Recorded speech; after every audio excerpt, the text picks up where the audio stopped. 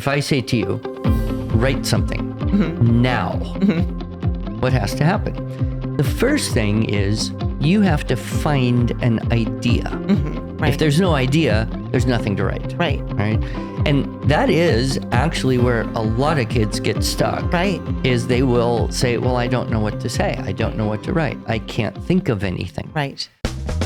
Hey everyone, this is Yvette Hampton. Welcome back to the Schoolhouse Rocked podcast. I am back with Andrew Pudewa, and we are talking this week about language arts. And this is part of our Homeschooling Every Subject series that we are in right now. And this has been a fun series to do. And like I said on Monday's episode, language arts is my favorite. I love teaching language arts. I just love language arts. I love writing. I love reading. I'm always looking for the next good book. My favorite thing is a book that I can't put down. You know, you get those books that you're just like, okay, sorry kids, we're not going to homeschool today. We're not going to do anything else. The laundry's not going to get done because I have to finish this chapter of this book, or I don't need to sleep tonight. I just need to finish the book. And I find it hard to find those books sometimes. I don't know. Do you? Or do you? You read a lot. Well, yes and no. I think every one of us as adults are suffering a fractured attention span. Right, yes. I believe that before Agreed. I had a phone, I could read for a sustained period of time, right, with less mental internal distraction, than I do now. I have to make an effort, right, and put the phone way over there, look at the clock, and determine I'm going to do this for half an hour, even if it's something I'm enjoying. Right. So if we're affected that way, think about yes, kids, teenagers in particular. For sure. So cultivating attention span is really something I think we need to attend to in this modern world. And I don't have all the answers when it comes to that. Oh, well, it's a tough, I have you thing. here because I thought you had all the answers, but I'm just kidding. But we'll talk more about that. Before we get into our conversation, though, I want to say thank you again to our sponsor, BJU Press Homeschool. If you're looking for great Christian homeschool curriculum, check them out at bjupresshomeschool.com. And they've got video-based learning. You can do parent-led learning. If you want to open up that textbook and teach it to your kids yourself, you can do that. Whatever works best for you and your family, they've got something for you. bjupresshomeschool.com. Well, let's talk about writing today. On Monday, we talked about reading, the importance of reading, how to teach our kids how to read. Let's talk about writing. Writing's my favorite thing. I love good literature. I love to write. I mean, I've never written a book. I actually started a book. You could write a book. I could write a book. I have one started. How to make a movie in 3 easy steps. Oh dear. 3 easy steps. Oh, good night. Maybe 5 years. How to make a movie in 5 years. We'll write that book. But let's talk about writing and how do we teach our kids to be excellent writers? Yeah. Well, let's unpack the task a little bit, because if we understand what it is we're trying to do, what we're trying to teach, then we should be able to teach it better. Right. So what has to happen in order for someone to write something? If I say to you, write something now, what has to happen? The first thing is you have to find an idea. Right. If there's no idea, there's nothing to write. Right. Right. And that is actually where a lot of kids get stuck. Right. Is they will say, well, I don't know what to say. I don't know what to write. I can't think of anything. Right. That's reflecting a block at the first step of the process, finding an idea. Now, ideas can pre-exist in memory or imagination, or they can primarily pre-exist in an immediate form. Give you an example. If I said, please write about the last trip you took with your family, I'm asking you to go into your memory and imagination and find some of those sensory impressions, things you heard or saw or felt along the way, find the words to attach to those things, and then get it out in some form that approximates your experience that I can share in that. That would be memory and imagination. If I said, please write about the room we're in right now, that would be very different, wouldn't it? You could just look around and say, well, what's here and what could I say about this? It's your room, so you know it better than I do, but I could even look around and find things to say about the room. So which do you think is easier for children? looking in memory and imagination, or looking right now, right here? Well, imaginary, something that they've experienced already. Actually not. Oh, no? No. If it's immediate, then it's easy to find. Oh, right? Okay. What do you see? Yeah. Rather than what do you remember? Right. Do you see? Yes. So something that's immediate is going to be an easier place to start. Right. Okay, now. Because they don't have to put any thought into it. Well, yes. Really? If you want to think about thinking that way. Right. Yeah, but they have to find something in their memory. Right. Okay. The other difference is ideas can pre-exist primarily in sensory impressions and experiences, or they can pre-exist in words. Okay. So if I said to you, please write about your dog or your cat or your pet, right? I'm asking you to re-experience that dog and tell me something about that. And that's mostly a physical, emotional, visceral kind of experience, right? You know a few facts about your dog, maybe its name, its breed, how old it is. But beyond that, it's mostly how do you play with your dog? And, it licks you and you lick it and you wrestle with it and it wags its tail when it comes to you and it's such a great, right? And so that's primarily memory and experience. Or, write about being at the beach, right? I like that better than the dog. Yeah, well, you don't have a dog here, do you? I do not. Whereas if I said, please tell me your favorite parable from the Bible or Aesop fable, those things pre-existed in words, right? Okay. Which is easier. Right. The thing you've experienced. No, the thing that's in words. I keep getting the wrong answers. That's okay. Because, a lot of people do think like that, but it's easier because it pre-existed in words. Now you don't have to find all the words to do something with that. You with me? Yep. So the easiest place to start in teaching children writing is with something which is immediate, right here, right now, and exists in words. Okay. Which is why in our system, as you know, we start with source text and keyword outlines and text reconstruction from keyword outlines. Right. That's the easiest place to start. Right. Yes. Anyway, so it's already there for you. You don't have whether it's memory and imagination or immediate, whether it's sensory impressions or in words, you find an idea. Right. That's the trick. Then the next step is you have to speak it into existence. You have to, essentially, if you're writing something, what are you doing? Talking to yourself. Right. You're saying what you're planning to write. Well, you're saying what you're planning to write. Right. And as an adult, you don't have to necessarily do that with your voice, but you do internally form the sentence the way you're going to write it. Right. So you basically speak it into existence. Then you have to hear what you heard yourself say to yourself. And I'm sure you've noticed that some children can say things and not hear what they just said. Right. So there's a skill in being able to listen to your own thinking. Yeah. Right. Then you have to hold that idea in your memory while you run over to a different part of your brain and get all of the mechanical, technical information, like how to make letters, how to spell words, how to punctuate, how to put space between the words, how to make it legible, and get that on paper.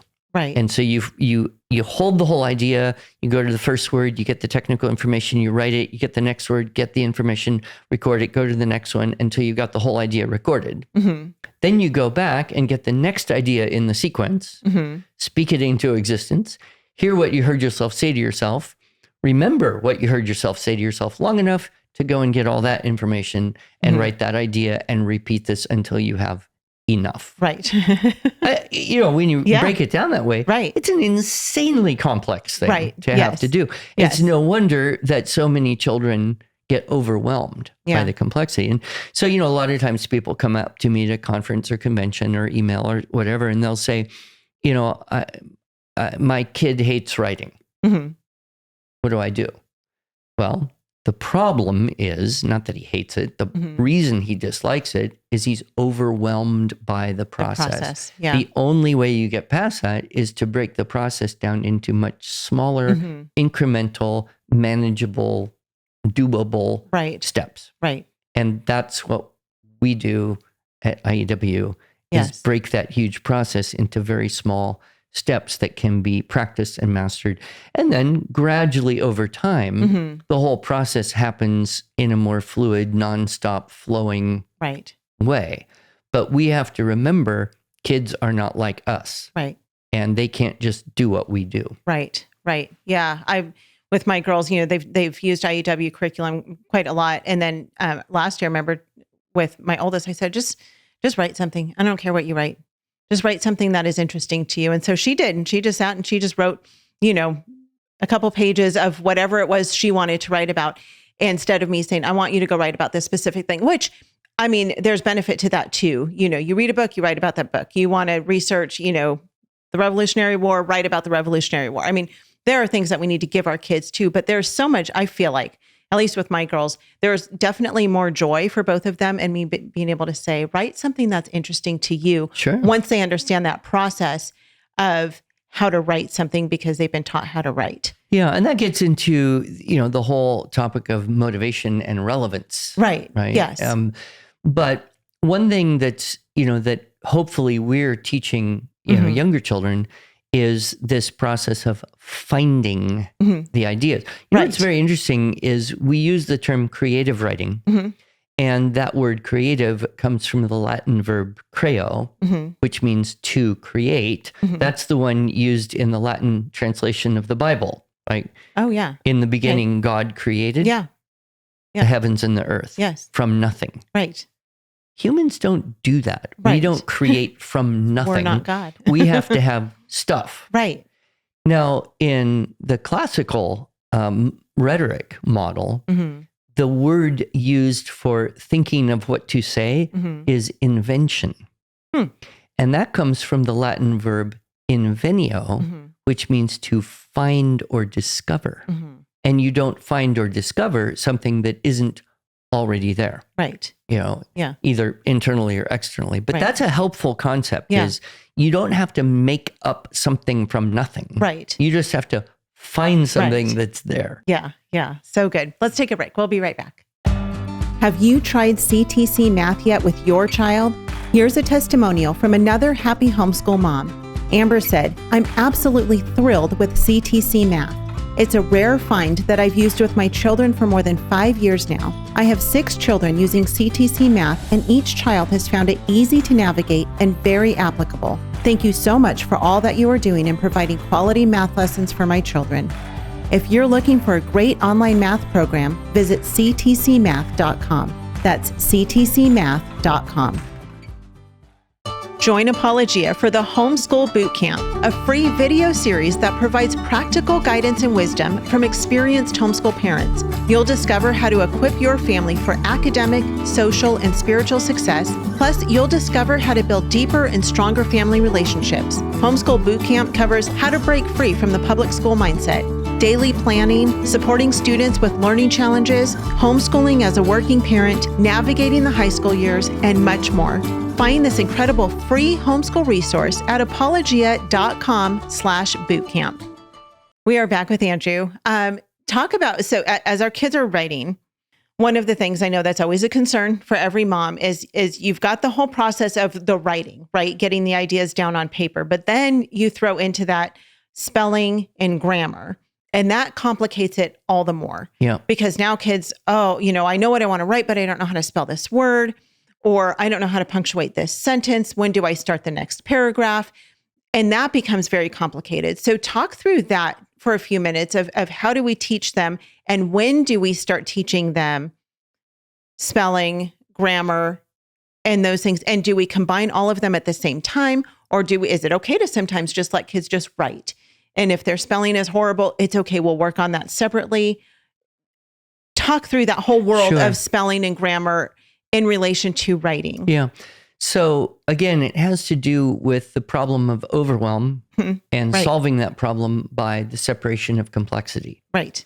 So this is more true the younger children are, but you do want to kind of separate the complexity of spelling and grammar and mechanics and composition.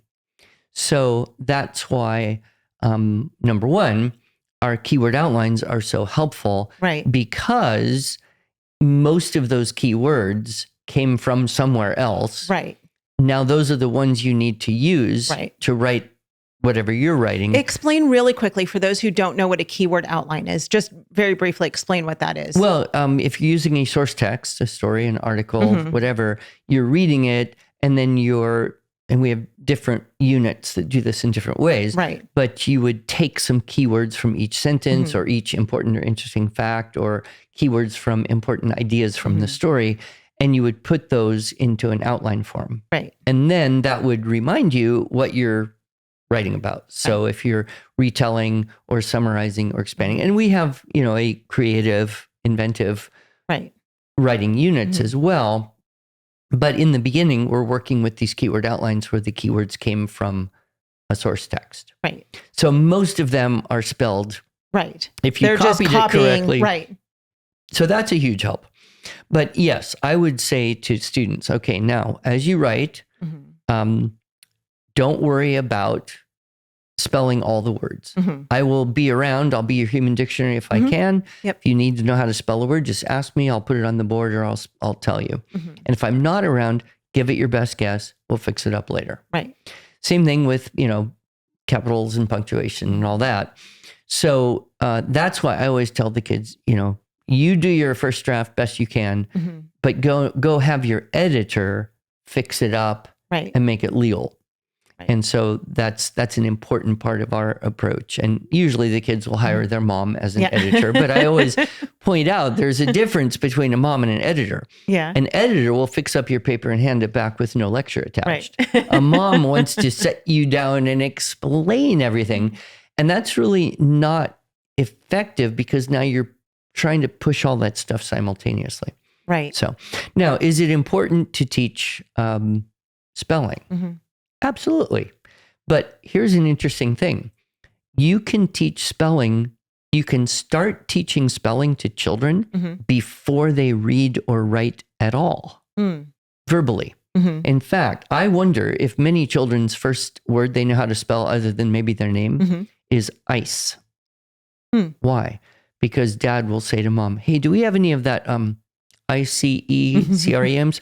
It doesn't take long for the kid to figure out, that's what So this, you can actually teach very young children to spell dozens and dozens of words. And more recent research shows that if a child can spell a word, they will recognize it more easily when they see it.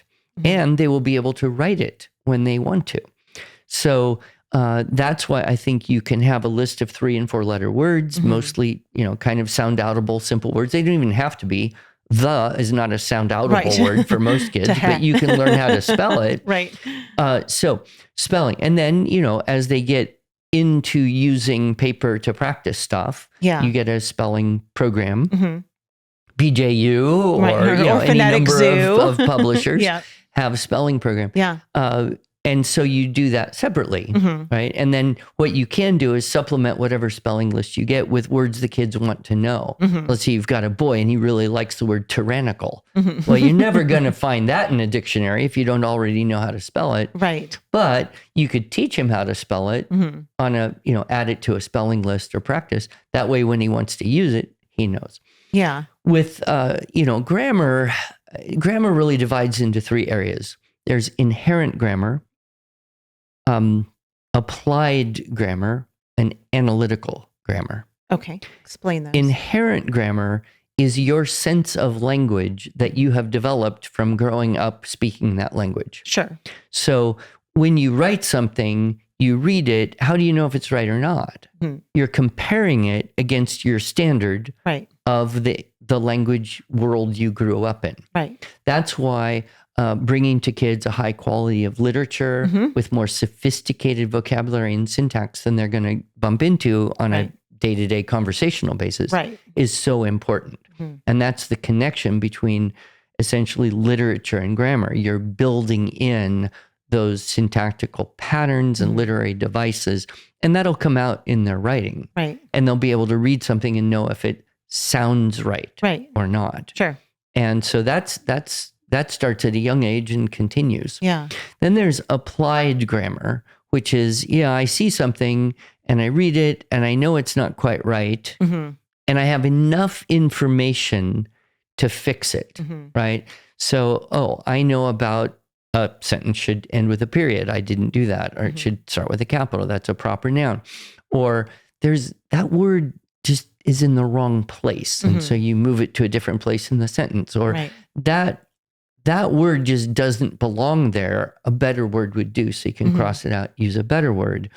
So that's where you kind of get into the grammar practice book kind of stuff. Right. And we do have, I think, excellent. I think we have the best grammar thing out there, Fix It. I agree. And that's what this does, is it's applied grammar, but it's not you having to fix your own stuff. It's you fixing other stuff that has embedded errors so you get practice fixing it. Yes. It's really hard to edit yourself. Right. I'm sure you've noticed this. Yes. Right? Yeah. You write it. It sounded good when you wrote it. Right. And then someone else reads it and is like, no. Doesn't quite work. Yeah. Then there would be your analytical grammar. And that's where you're really studying the structure of language itself. And you mentioned to me sentence diagramming. Oh, yeah. Which is a way that we have tried to teach the structure of language. Right. And interesting little trivia, sentence diagramming really came in around the time when Latin went out. Oh, interesting. So if you were to go back a couple hundred years, there was a grammar school, right? There was no elementary school. It was grammar school. What did you learn in grammar school?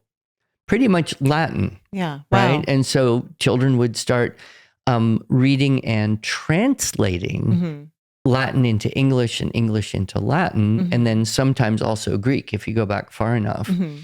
But what's really interesting is that you learn grammar best when you study a language which is not your own language. So interesting. Well, if you take a 10-year-old kid and set them down and try to give them a grammar lesson, it's a little bit like saying, son, I'd like to teach you how you ride a bike. Kid's like, Dad, I know how to ride a bike. Yes, you do, but you don't know how you do it. You need to know all the biology and physics that make bike riding possible. Right. Kid is kind of like, well, what's the point, really? Right. I mean, how's that going to make my life better? Can I just go ride my bike? Right. So when you try to teach an English-speaking person how they speak English, there's not a lot of relevance there. Right. Right. So it's hard to teach that. Whereas if you start to learn a language you do not already know, now you need to know what are those things called, parts of speech, and what are the rules that govern their behavior. And so that's, kind of the benefit of studying a foreign language in a more study-ish way, where you're trying to read it and translate, not just can we learn to chat in Spanish, but can we actually understand the fundamentals of this language. Right. And I would argue Latin is the best one to use for that purpose because it is extremely well organized and consistent and doesn't have anywhere near the number of crazy oddities that English does. And it's a good foundation for English vocabulary, as well as if you did want to learn, Spanish or Italian or French or Romanian or anything else. So if we can understand, then there's inherent grammar that is taught through the reading and talking in daily life. That's your understanding of language and its sophistications and its meaning. Applied grammar and then analytical grammar. Okay. Kind of look at those differently. Yeah. And I think if you do enough Latin or comparable foreign language, the need to do sentence diagramming is much less or maybe not existent. Isn't that it's useful, but there is a problem with English. And that is, I could give you a sentence. I could give you a simple 5-word sentence that would defy being analyzed in the same way by different experts.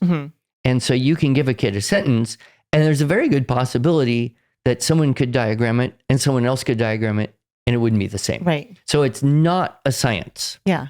Math and science, you think there's always a right answer here. Right. English grammar, no. Not always. It's a matter of opinion sometimes. Yeah. Wow. So interesting. We are out of time again, but we will be back tomorrow, talk more about this. I want to talk tomorrow about speaking and the importance of our kids learning how to speak. And I want to touch just for a second on penmanship and cursive and those things, because those all kind of go hand in hand with writing. So we'll talk about those things, but we are out of time. So we will be back tomorrow. Thank you, Andrew, for being with us. We will put links to IEW, which is the Institute for Excellence in Writing. And they've got so many amazing resources there. And like Andrew mentioned at the end of, I think, yesterday's episode or Monday's episode, they have a ton of free resources as well. So check them out at IEW.com. But we will also put a link in the show notes so you guys can easily find them. Thank you so much for being with us. If you've not left a review for this podcast, please do so and share it with your friends. Stay tuned to the very end to hear what's coming up next, and we will see you back here tomorrow. Bye. You're listening to the Biblical Family Network. Hey, I'm Miki. And I'm Will. And we're the co-hosts of the Culture Proof Podcast. We want to invite you to join us every week as we discuss what's happening in the world and then filter those happenings through a decidedly biblical lens. There are many questions, especially when we see what's happening in our culture today, but the answers are found within the Word of God. So that's where we want to look. Amen. When we resist those cultural trends that rival the truth, we remain culture proof. It doesn't matter what you do in life. You can be an engineer, military, garbage collector, plumber. It doesn't matter.